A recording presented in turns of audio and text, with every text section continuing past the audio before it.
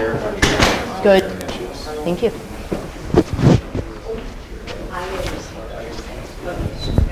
Good evening, everybody. Welcome.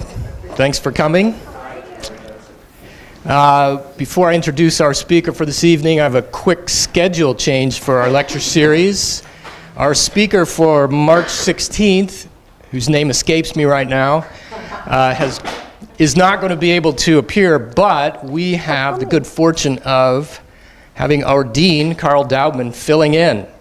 So we're going to be spreading the word in the next couple of weeks, but please also do it on your own. Tell your friends, tell everybody that the dean will be speaking on the 16th, telling us about his research and other things. But tonight we're going to be hearing from one of our own, Constance Bodurow. She's an associate professor of architecture here and the founding director of Studio CI, which is a transdisciplinary design collaborative in Detroit.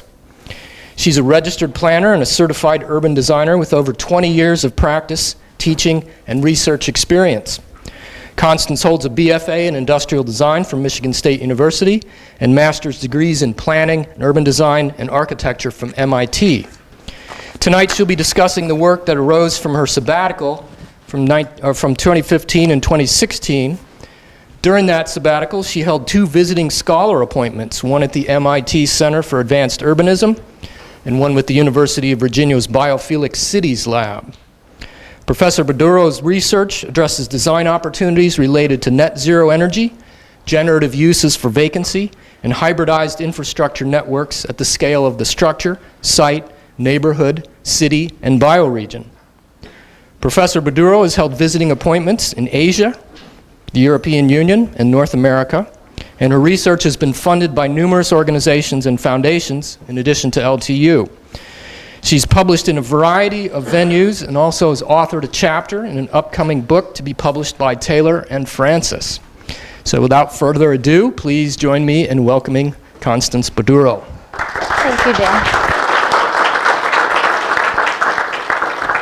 Thank you to Chair Geyer, and thank you to all of you for attending. It's very kind of you to be here. It's a pleasure for me to be invited to speak to you and share my sabbatical experiences.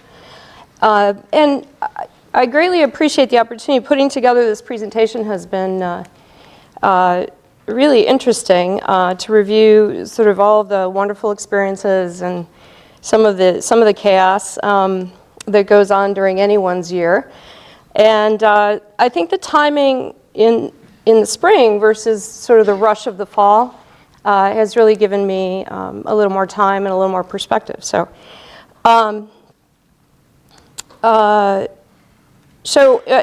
Dale gave such a comprehensive introduction. I'll just get started. The college would like me to display these slides about AIA CES.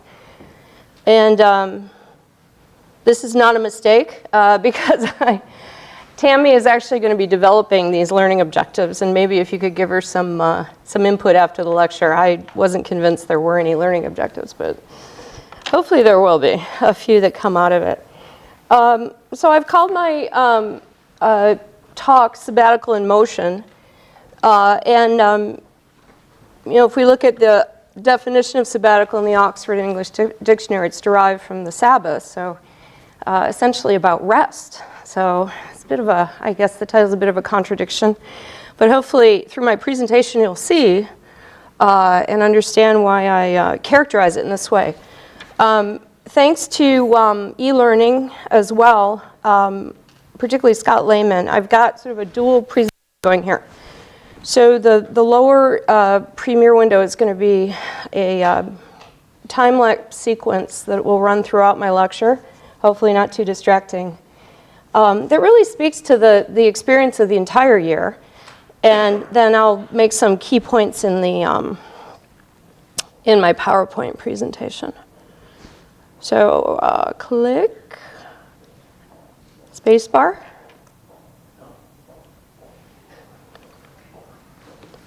Matt, technical assistance from Matt. Awesome, thank you. So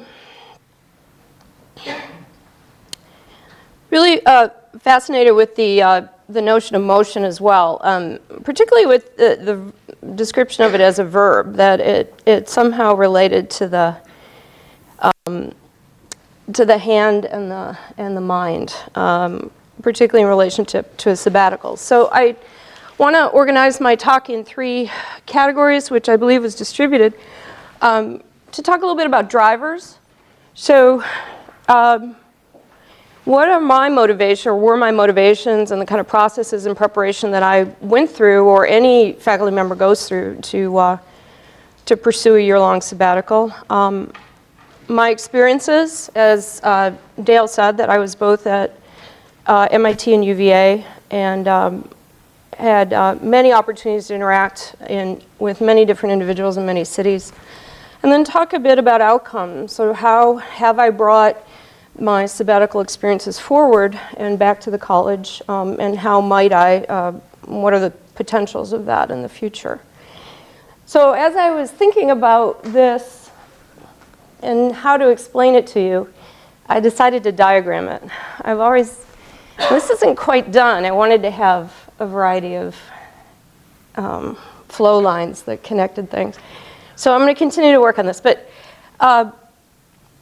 you know, a sabbatical doesn't just one day a faculty member decides to go on a sabbatical. Of course, the university has an entire process, so you have to start kind of 2 years in advance. But I would date my sabbatical way back to my days as a student at MIT. Bill Browning was one of my classmates, and he was at Rocky Mountain Institute at the time, but then he left there to form Terrapin Green. And I met him at a conference, and I was starting to teach sustainable urbanism and ecological issues, and he told me about Tim Beatley at UVA, so, you know, connected me through to Tim in the Biophilic Cities Lab, you know, sort of way back in 2014.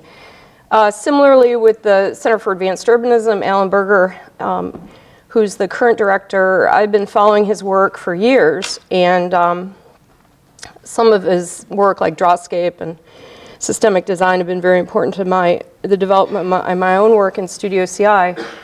And then in 2010, I was invited to teach in the Critical Practice Studio, which was then called Masterclass. And Alexander DeHuga was the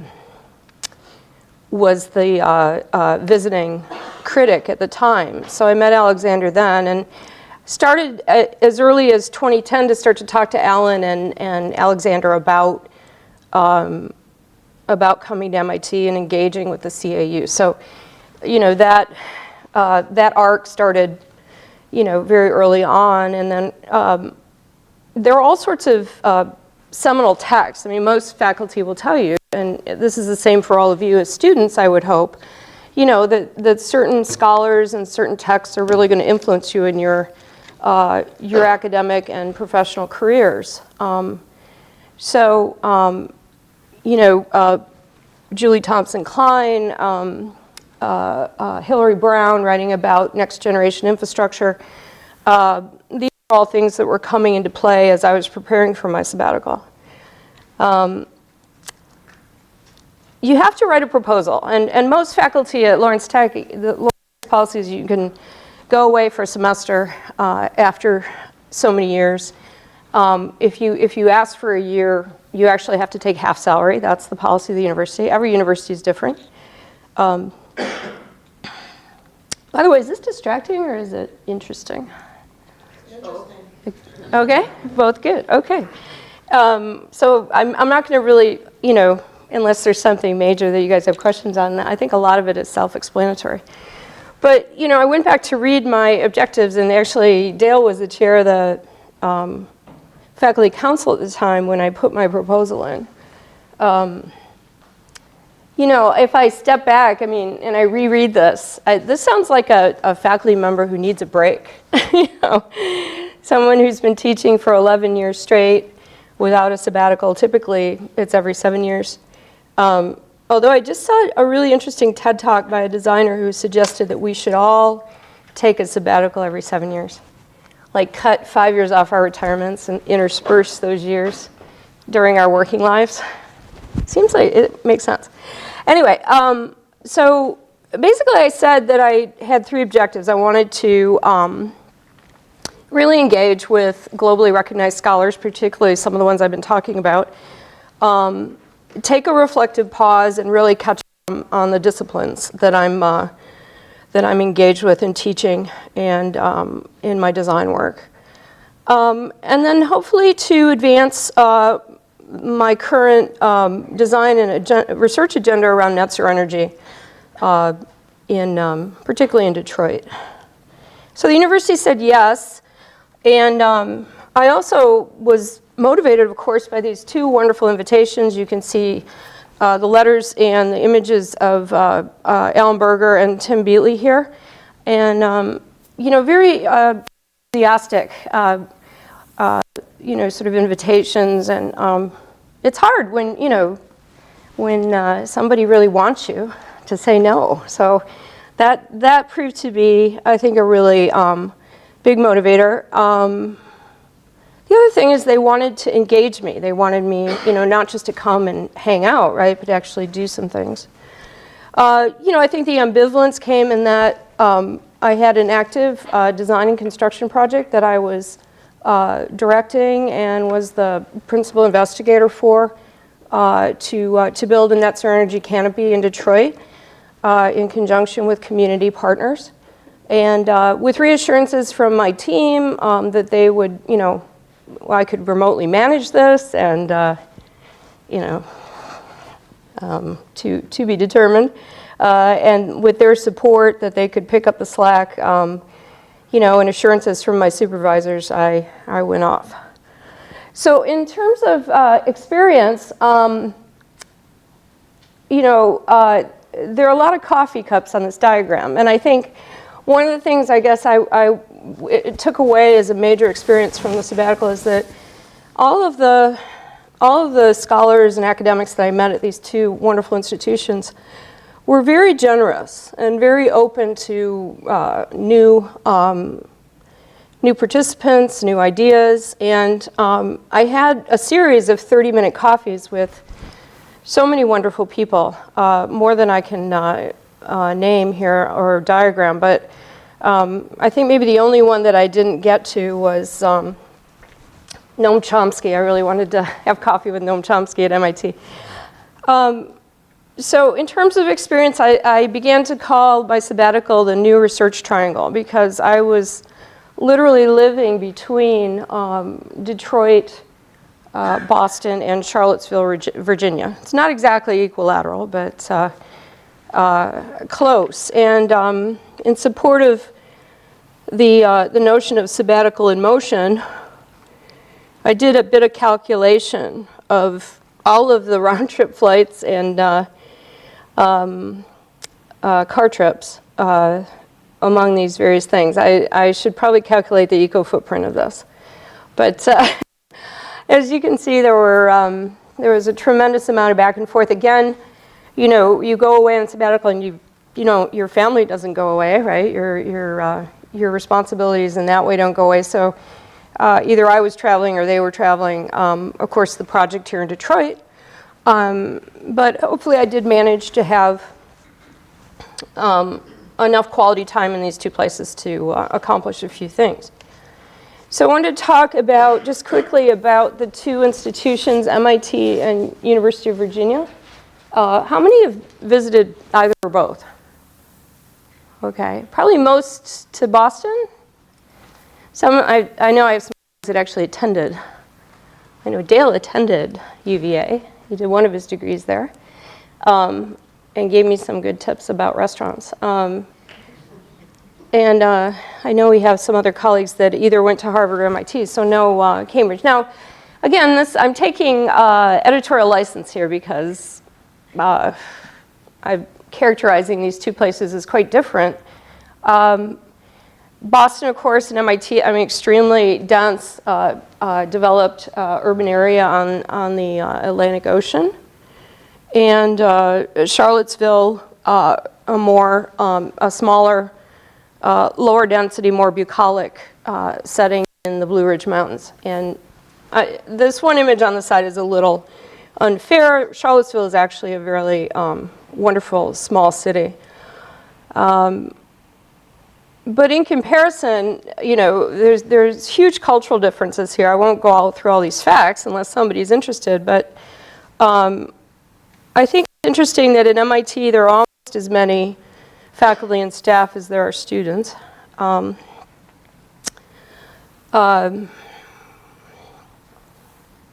Certainly, you know, the sprawl of these campuses is very different. Again, MIT, very dense urban setting, and Charlottesville, more rambling and bucolic. And I'd say the cultural character, some of these images are when Professor Rost allowed me to use his family's home in the Berkshires. I have to thank him for that. I think that the cultural differences really, I mean, MIT is just, you know, when I was at school, we used to say it's like drinking from a fire hydrant. But I think for me, going back at this time in my life and career, I just saw it as an amazing banquet. It was like a feast, you know, and there was just so much on any given day, so much opportunity. There was like this sort of urgency in the air, and electricity and urgency in the air. And, you know, you're sitting in a lecture listening to them announce that they've, you know, verified gravitational waves, and knowing that somewhere on the other side of campus, probably in the media lab, they were advancing artificial intelligence. UVA is just as respected. You know, it's the second ranked public university in the nation. But it has a much more genteel culture, and things, I'd say, no less rigorous, but certainly less intense. And Dale can jump in if I'm mischaracterizing. So again, the welcomes from both of these schools they were really wonderful. I mean, and they were so organized. You know, as a visiting scholar, you're treated like an employee. And, you know, going through all the battery of various things, and security checks, and, you know, signed documents in terms, you know, that you're not going to give up anyone's intellectual property. Life there is just easier, I would say. I mean, it's in either location are you dependent on the automobile, because there's so much redundancy in the non-motorized transportation system. So literally, this is all you needed to live, as long as you had money, because neither is inexpensive. So, and I became quite accustomed to this. So everything, you know, the cards have become very high tech, as you might guess. So that little MIT card got me into my visiting scholar suite. It got me into any building I needed. It was a T-Pass. It was an ATM card. You know, all I needed to add to that was my Hubway key, so I could rent a bike. UVA, as you see, is a little bit, they're on the ascent. They're working toward getting to one. Very dependent on apps, you know, to get around and find out what's going on campus. So I would say just a much simpler and easier life, allowing, you know, freeing up more time to think great thoughts and do great things. So one of the key things I was invited to do as a visiting scholar was in each institution participate in at least one major project. So basically what both Alan and Tim told me, they said, well, look, if you give us, you know, 2 days a week and then the rest of the time's yours. You structure your time as you want. So at the Center for Advanced Urbanism, when I wrote my proposal back in 2014, they originally thought that they were going to involve me in their Future of Suburbia conference, because Alan is very convinced that, Alan, as many of you know Alan, he likes to be provocative, and he basically, his theory is that, you know, for the last 5 decades, we've dumped billions of dollars into cities through various federal programs, and we're no better off. So why do we continue to do that? Let's start focusing on the suburbs. That's where everybody wants to be anyway. So very controversial and provocative when so many of us in the design disciplines really, you know, were obsessed with the city and want to be in the city and work in the city. So that initiative had advanced in a different way by the time I arrived. And so he said, oh, well, don't worry. Well, he was very flexible. He said, we'll involve you in the project we're doing with the Masdar Institute in the UAE. And I said, okay, that sounds good. So I worked with a team in the Center for Advanced Urbanism on this joint study, really looking at the future of urban form and sustainable neighborhood form for Abu Dhabi, which was really fascinating. It's the way in which they live, given the climate, the extreme climate. There's virtually no public realm. All of if any sort of outdoor or recreational space is more contained in the courtyard of their housing topologies. But given everyone's probably familiar with the Masdar city, and the Institute, Professor Al-Awad, who was Alan's partner in this project, basically works at the Masdar Institute, and which is Norman Foster's City in the Desert, right? That's all net zero energy. They actually have quite a few students living there, but not as many residents. Anyway, so they've started to focus on the historic part of Abu Dhabi and evaluating microclimate, evaluating these topologies, looking at global precedents. One of the things at the time when we were working on this, another faculty member at MIT wrote a paper that basically said that by 2050, the air temperature in the Middle East is going to be too hot for human habitation outside. So they obviously have an urgency to try to figure this out. And I was happy to be able to contribute to that project. And Alan and I and Professor Al-Awad had talked about hopefully a collaboration with Lawrence Tech in the UAE. Not sure if that is something that the college and the department are interested in, but I thought maybe students can tell us if you're interested.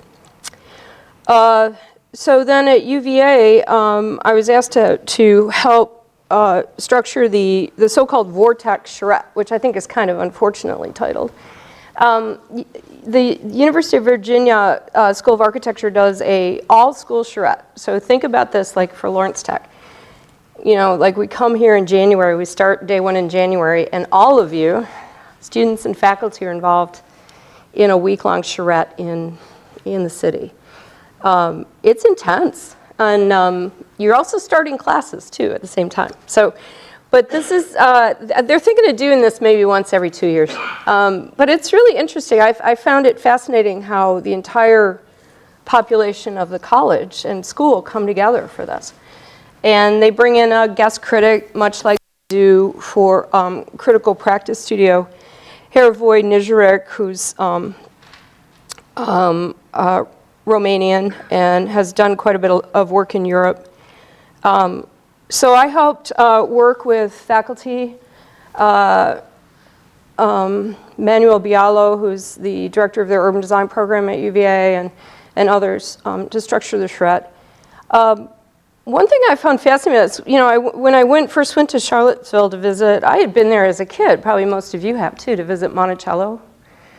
I don't know if you had parents like mine, they wanted us to visit every national park. So we got around. But I had never really, been to UVA or Charlottesville for any extended period. And I thought, okay, how is my experience in Detroit, this, with all of our, rich and wonderful, industrial history and, and challenges in terms of our, our regional polarity. How is that going to apply in a quaint little city like Charlottesville? Well, guess what? They're still very rooted in not just the Civil War, the Revolutionary War. So their polarity is still alive and well. And many Many of the minority residents in Charlottesville and Richmond and others look at UVA as still as sort of the plantation. And so there was a lot of sensitivity around how do you go into the community and how do you engage the community. And I would say, you know, in my experience, that we're doing, I think, a little better job here at talking about these really challenging issues than perhaps they're doing in Virginia. Another, I guess, major expectation of both institutions was that I would deliver a public lecture. And so I did that in October at MIT and also in March at UVA. And when I, again, sort of following on that issue of how relevant is Detroit and how interested are people going to be in Detroit, I was fascinated, you know, that so many people are still very interested on the East Coast, so very, very interested in Detroit and our condition. Can't tell you how many, you know, lunches or dinners I went to, and that's all, I was like quizzed what's going on in Detroit. And so I titled my lecture, A Year Abroad in Detroit, Transdisciplinary Design in America's Most Fascinating City, because there does seem to be still a great fascination with Detroit. I think it's evolved. I used to call it a morbid fascination back when Camila Vergara got us all hyped up on ruin porn. But I think now it's become more substantial. I think people are understanding the issues or wanting to understand the issues in a more rigorous way. The reason I called it Year Abroad is one of my really good friends, when I left Boston to come to Detroit 15 years ago, told me that I would be back. He said, enjoy your year abroad in Detroit. And obviously I didn't go. I mean, I've gone back, but not to stay. I'd say a third major expectation of my sponsors was to engage with students. And I did that in a couple ways. I was introduced to a lot of the PhD students and made available to them. I also served on reviews. Alexander DeHuga, who I mentioned, who was instrumental in getting me out there, was very kind and engaged me in his fall and spring studios. And then, of course, doing final reviews with UVA in the spring.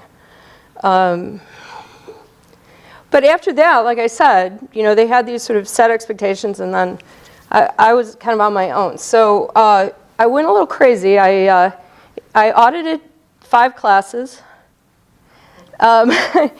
I could only find 3 syllabi here. So at MIT, I audited a complexity seminar that Cesar Hidalgo was teaching. I don't know if you're familiar with his work, but he's written a really interesting book, Why Information Grows. Highly recommend it. Then also geomorphology. I wanted to go outside like our design disciplines, and I had, you know, a couple years ago I took a registration exam to become a certified urban designer. And one of the study topics that APA gave you was geomorphology, and I thought, you know, I don't really know much about this. I got to find out about it. So I took that in Earth and Planetary Science.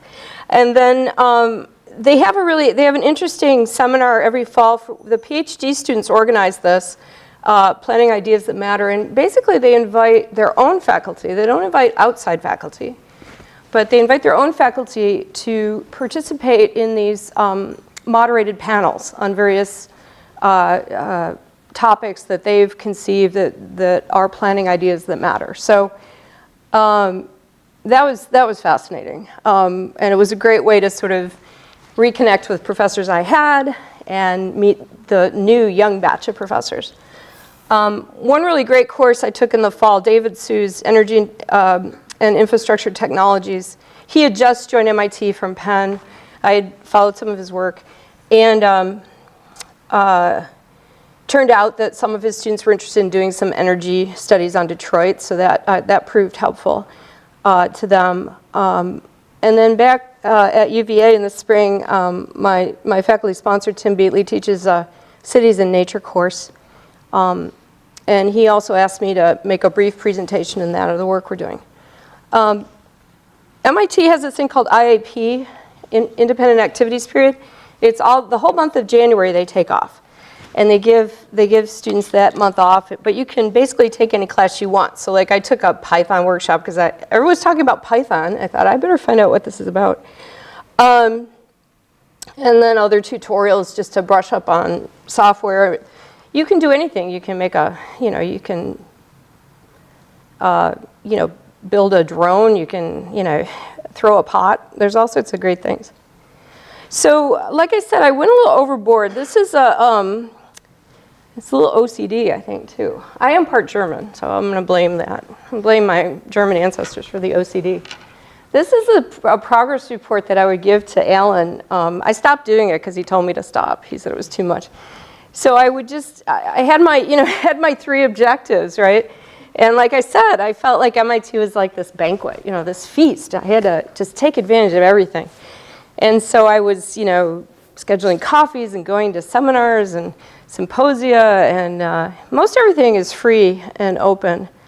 And then I did some traveling up and down the East Coast. I went and saw Mitchell Joachim in the Brooklyn Navy Yard, and I, talked to a bunch of folks that are involved in rebuilding after Hurricane Sandy, and it was just an opportunity to do so much. And I think it got to a point where, I don't know how visible these are. One of the things I think you have to do when you take a year off is you can't just use your regular schedule, right? It's easy to fall into that habit. So when I first got there, I would go to the CAU every day, and I would think, oh well, I've got to be at the office, right, or I've got to be at school. And then slowly but surely, people would say to me, like, no, you can kind of go off and do your own thing. And then luckily, I had Alexander's advice too, as you see here, about this notion of creating a block of sacred time. And I think it's good advice for all of us that you really need that time for creative production. And so I don't know how clear it is. Those finally, I'm embarrassed to say, by November, I got those orange squares that say draw and write. I have to actually block it out in my calendar in between all the classes and all the different activities. And, I tried to take advantage of it. And I did draw and write. And, I think there was a sort of a liberation in having that block of time and allowing yourself that luxury, not expecting yourself to have to produce certain things all the time. And after Alexander gave me that advice, I also decided, this is great, you're having coffee with all these wonderful people like, Rob Stoner at the Tata Center and all sorts of, wonderful scholars, but I started to really try to focus in on a couple of mentors. Alexander de Huga, who I've talked about, to really talk to him about the kind of research and writing that I wanted to do. And then also Julie Thompson-Klein, who is right here at Wayne State. She's emeritus from Wayne State. In doing a little bit more research around transdisciplinarity, I learned that she's really a global expert. So you don't really have to necessarily leave your backyard. Maybe you have to go away and realize that kind of a person is in your backyard. But she's been a very generous mentor, and we continue to collaborate even to this day. Because I was between 3 places, this is spring. I had to sort of say, all right, where am I going to be when? Where are all the spring breaks falling? And so it was. I was definitely in motion. I'd say another major part of my experience at being at these institutions, and some of it I think comes from, like I said, that sort of just urgency and electricity that is going on in the environment. You start to hear words repeated, either in the halls or at the CAU or, in a lecture. And so I just tried to capture some of the things that were influencing me, that just being in those environments and around the academics and researchers and designers that I was meeting. And maybe one example of how this means anything, right, other than just a bunch of wonderful words. So what I discovered is physicists are really in these days.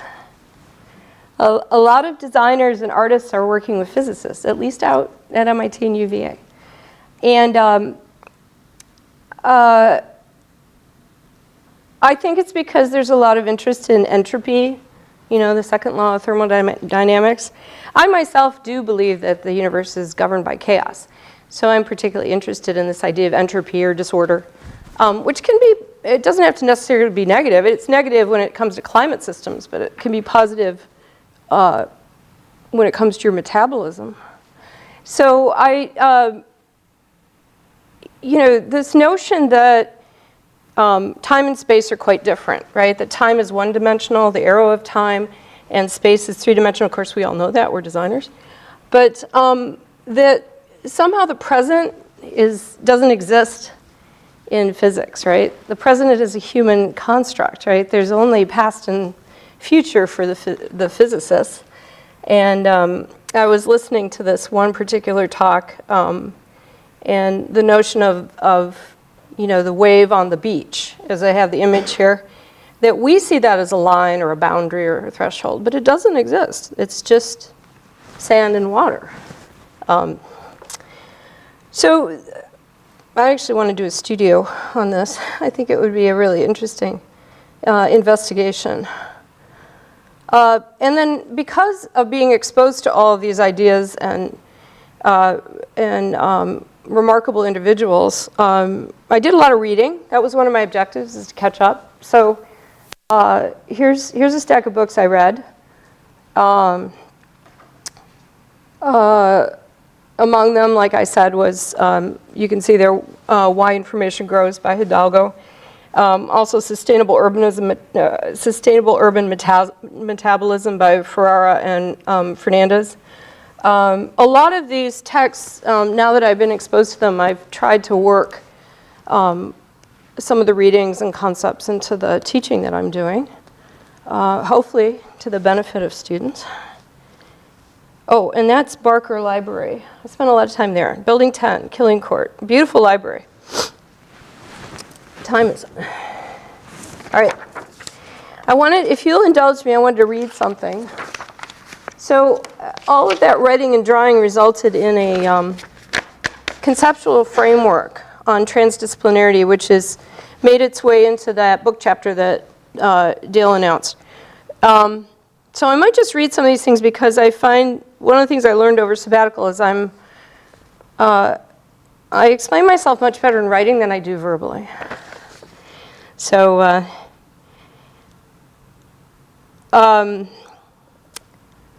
so we call our framework speculative normativism. It's really, this is a reflection and writing about our process of transdisciplinarity in Studio CI, which I've never had a chance to do over 8 years. In our experience, transdisciplinary design is essentially speculative, not merely responsive, reflexive, or reflective, as shown and others have proposed. I feel that in order to make the transdisciplinary mode of inquiry operative, we really need to keep an eye on relevant manifestation outside of the academy and in action in multiple contexts. I see a need for a comprehending vision which builds on indigenous critical mass and capacities, unites disciplines and diverse participants, allows for the integration of inputs and eventually co-production and successful manifestation. Maybe I'll read one more thing. As you see in the chart, I identified 5 capacities on the upper axis: visionary, technical, institutional, chaotic, and socio-political economic. The notion that capacity implies not only volume but power, both in individual and collective, justifies the terminology. Each of the 5 categories contain diverse and rich talents, inputs, and forces in general provide positive momentum to drive the transdisciplinary design progression forward. And then I might just read one more about flows, all those things that are connecting the various capacities and inputs. Nature reminds us that while matter cycles, energy only flows and is then converted from one form to another. Flows are illustrated in the matrix to acknowledge the limitations of two-dimensional diagramming in such a complex four-dimensional endeavor as transdisciplinary design. So I really appreciated the opportunity to be able to step back and think about the work we had been doing and to try to explain it, and sort of unearth it and reveal it, not only to myself but to a larger audience. And I'm very hopeful that I can continue on that trajectory of research and dissemination. I'm also thinking about I'm working with Julie Thompson-Klein and a few others to hopefully do a survey around the transdisciplinary method and the impacts it has had on my faculty colleagues and my students. So again, as we were doing all this work, we were also advancing the Net Zero Energy Canopy project in the community. And we were very excited in April to be recognized as an Architizer A+ award winner. That was super exciting for us. And there was it was an enormous amount of time and energy to manage the project remotely.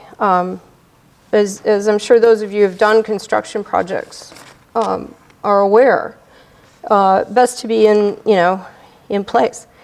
So, but we had come to within 4 weeks of groundbreaking. We had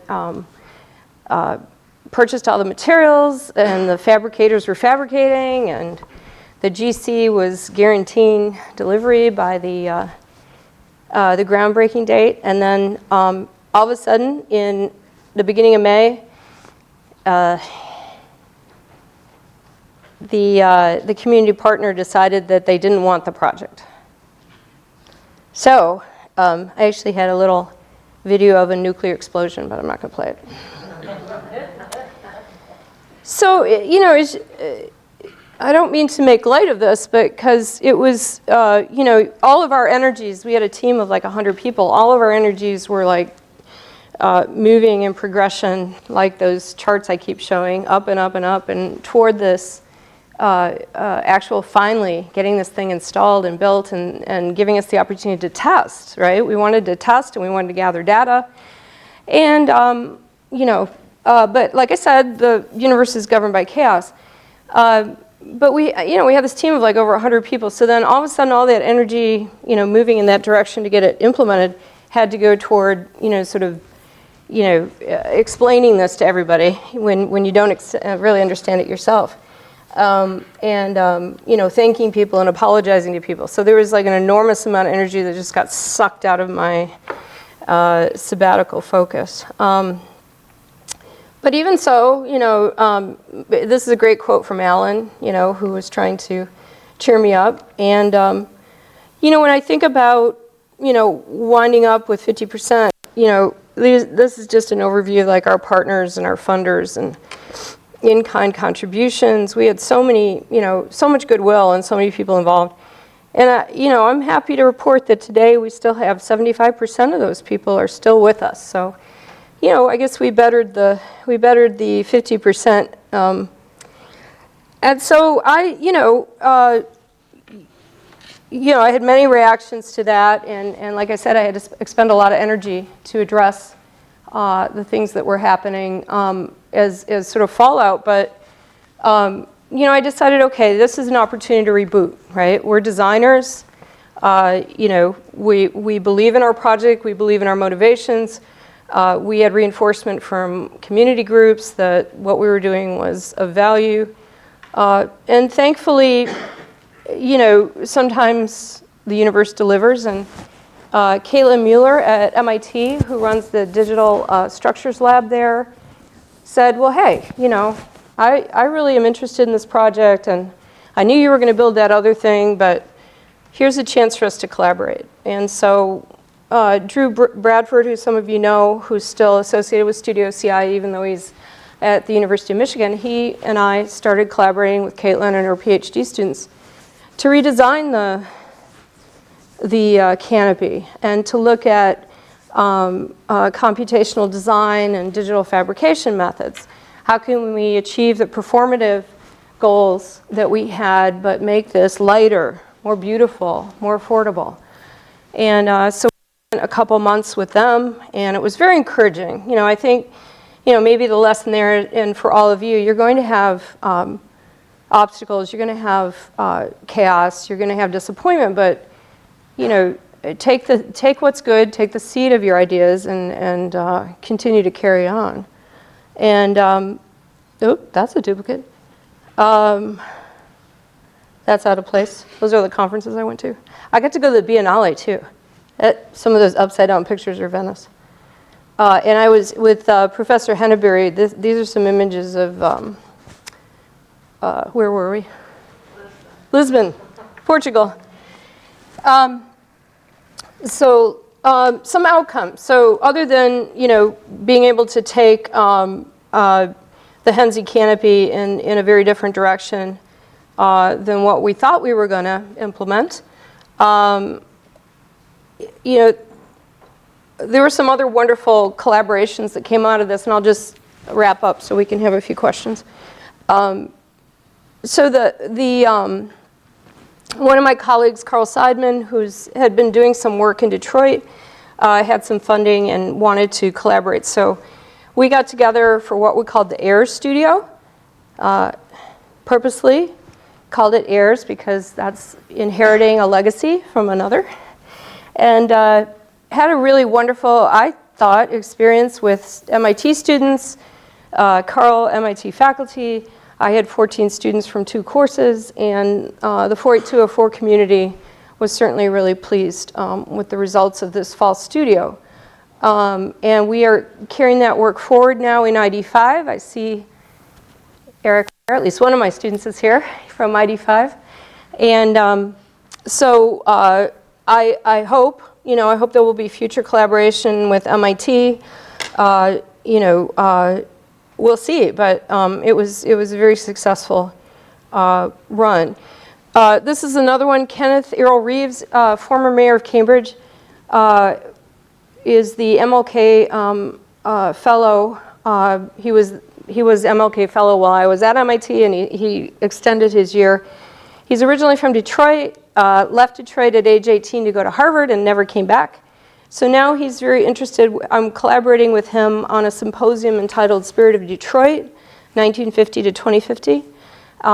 He wants to host an initial one at MIT in April, at the end of April 2017, with the hope of perhaps coming back and doing something next year in Detroit. But he's really interested in his notion of Detroit as a young person, you know, back in the 1950s, and the notion of the new Detroit, right? And getting a lot of people in the room to talk about that. And as we've talked, I did publish the paper on transdisciplinary design framework, and also Cesar Hidalgo asked all of his students to publish on fold.cm. So even though I was auditing the course, I thought, why not take this opportunity? And I wrote a short essay on another interest of mine of urban spatial inequity and designing for equity. And I've also been asking a lot of my students to do essays published on Fold. If you're not familiar with this, interface was designed by MIT Media Lab students. And then here are just a few more things that might have promise. I would really like to develop an undergraduate course, seminar, or perhaps some more informal format on transdisciplinary design. And, you know, would ask you to give me your feedback on that, particularly students. A couple of my UVA colleagues, Susan Muma and Tim Beatley, want to collaborate in Detroit. We'll see what comes of that. Mitchell Joachim wants to figure out a way to get me to the Brooklyn Navy Yard so we can fabricate the Henze canopy there at his new lab that I'm sure you've all read about.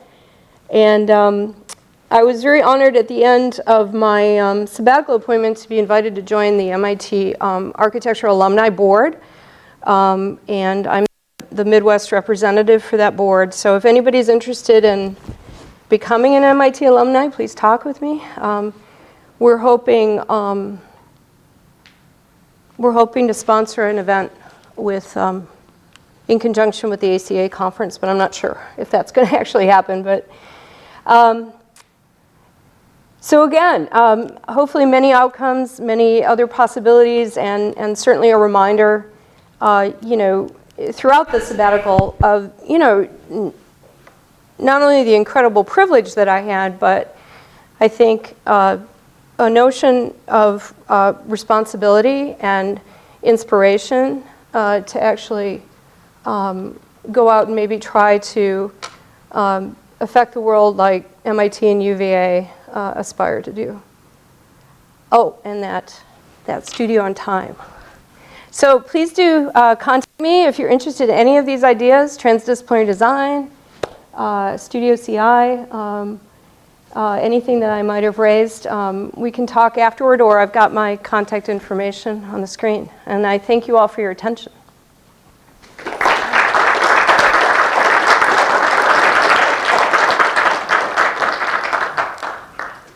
Do you have any questions?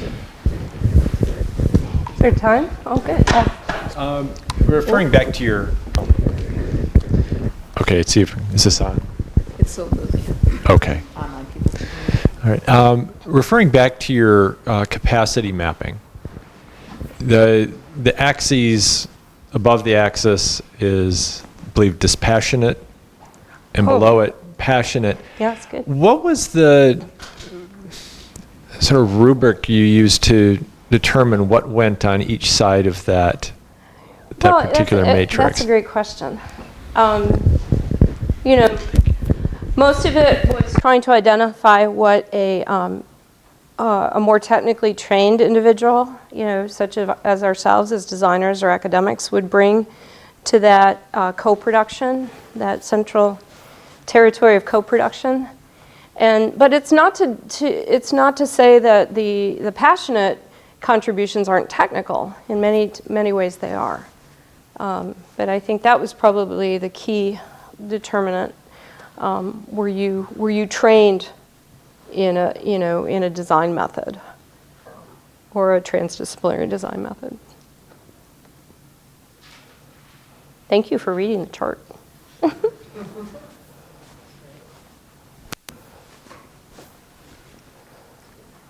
Oh, good. Constance, did you just describe? Did you describe what transdisciplinary design means to the audience? Oh, I think that might be helpful to explain that and give a little more detail on that. okay, let's see if I have that here. Hopefully I can read it.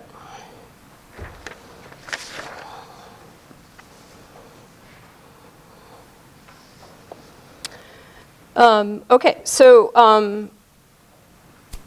we feel that our design method is transdisciplinary because we're characterized by a hybrid nature, tackling complexity, accepting local context and uncertainty, oriented toward action, addressing societal problems, but also contributing original solutions, bridging the gap between research and decision-making in society.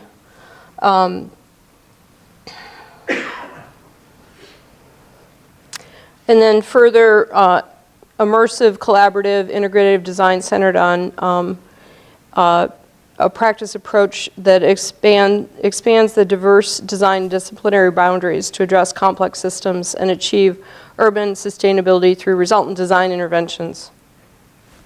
That's a long sentence.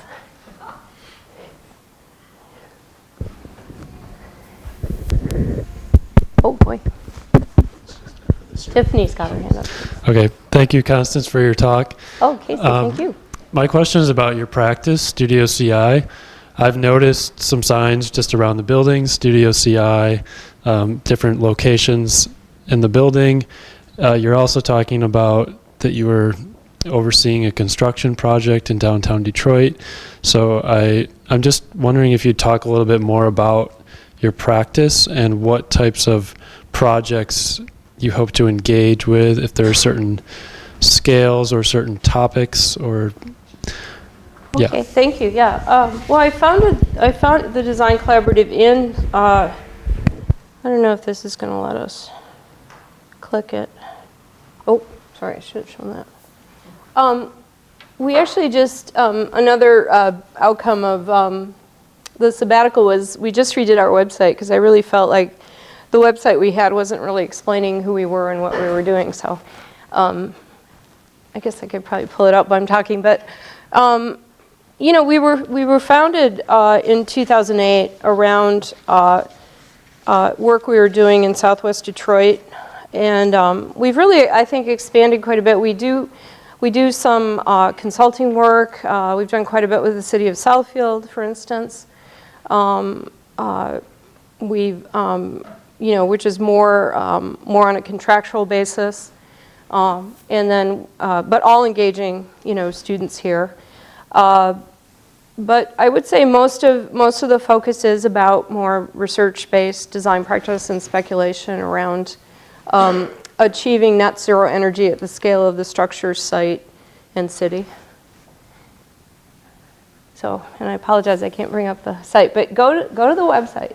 Let me know what you think of the new website. See if it does explain itself. Well. Hey, I haven't seen you since like an hour and a half ago. You were talking about the Henze canopy and how it's changed over time. What materials have you guys gone from seeing maybe it's half an inch to maybe now using a quarter inch of different amounts of material or different materials entirely to make that more efficient? Right. Yeah, and it's interesting. This is one of the challenges of any sort of large collaboration. So when the project ended in May, the Henze canopy was comprised of a 1-ton upright and a 1-ton truss that the 1-ton upright was holding up. And so certainly now we've lightened it and reduced it considerably. But that was, you know, that decision, that design direction was really driven by the fact that we had been offered structural design services on a pro bono basis. And I think that, you know, we've gotten a little, I mean, free things are wonderful, and, you know, offers of free help and in-kind services helpful, but it doesn't always result, you know, in, doesn't always, you know, achieve what you're trying to achieve. So I think that it's been nice to be able to, you know, to really focus on the metrics that we think are important. So, and certainly the canopy that you guys are working with and looking at is quite a different animal than it was. You know, and when I recognized Derek, I should have recognized my co-professor, Tiffany Brown, in 95, who's also working with us. So did you want to, are you going to? Yes, I have a question. Would you elaborate on the present as a human? Is this on? Because I couldn't hear people when they're talking. Oh. Hey, people. So would you just elaborate on what you mean by the present as a human construct and how that would help us, well, our students in studio or just in learning about architecture, period?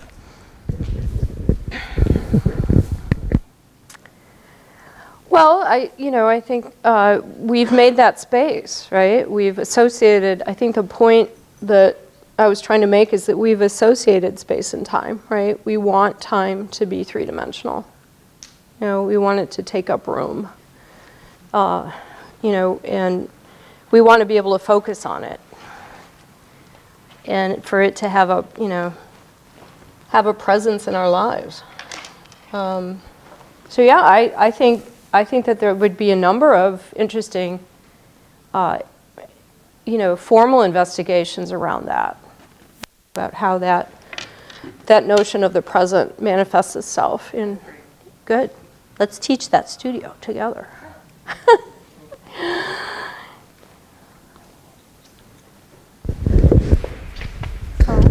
Just one more question.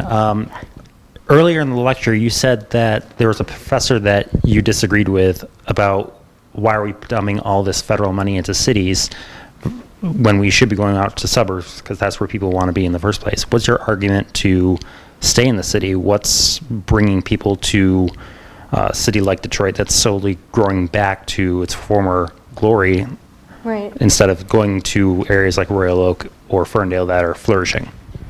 Well, that illustrious professor I disagree with was Alan Berger, and my sponsor.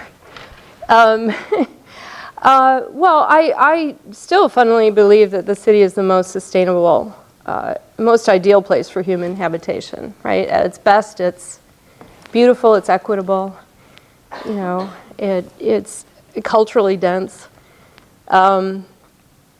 But I think so much of my disagreement is that the suburbs depend on, right now, on a fossil fuel economy. And I just don't think that's something we can continue to assume in the next 100 years, in your lifetimes.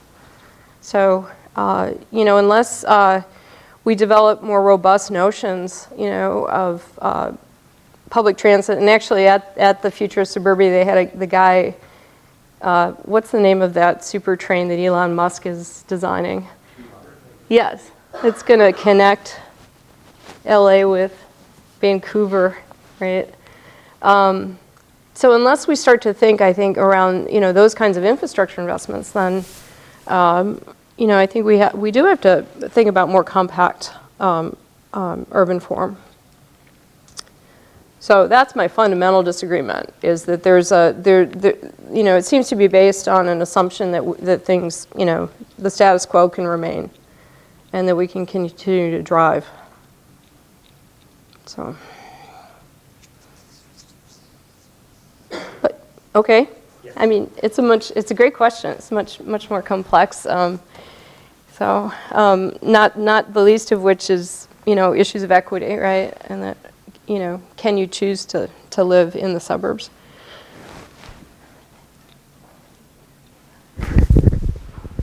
So just based on the last question, you said your response was Detroit is a great fit for humans. Isn't it though kind of counterintuitive because it was built for mobile sort of cars? Well, actually, you have to look at my 5x8 project. So there's this great. Do we have time? Can we keep talking? Okay. There's this great another physicist, Italian, Marchetti. There's this great. He has this great theory called the Marchetti constant, and you can look it up. So human beings throughout history will travel 1 hour from home, right? Whether they were walking, riding a horse, driving a car. We've probably exceeded that now because I know many people who drive more than an hour a day. But so and he said that sort of in the walking society, most cities were scaled at 5x8 kilometers. So, and that's the case of most, these quaint European cities that we all love, or ancient cities in Asia. Oh, is it going? I forgot to bring my cord. Tammy said, "Bring your cord." So I had a hunch. I said, okay, I wonder how big Detroit was originally. Because the original Detroit was within the Grand Boulevards until like 1930, 1927 is when we annexed all that other acreage. And so that space between the boulevards of Detroit is 5x8. So, and that's it. If you're interested in that, we can talk more about it. That's a project that we never really took too far in Studio CI. It was one of the more speculative ones that we did. But I've always been interested in thinking, okay, what if we just look at that 5x8 kilometer area of Detroit, our original city boundary, our original city wall, so to speak. how could we densify it, to accommodate population? So I live in the city. I agree, certainly I wouldn't equate the quality of life in downtown Detroit with the quality of life in Cambridge, that I experienced. But, I do believe in the city, and I do believe that it is the best place to live, both intellectually and personally. So. All right, I think that's it. We can continue this informally if you're interested. But, thank you, Constance. Thank you, Dan. Thank you all. Appreciate it. That was so nice. Thank you for coming. Oh. Very good job. Did I? Yes. I wasn't too boring. No, fine.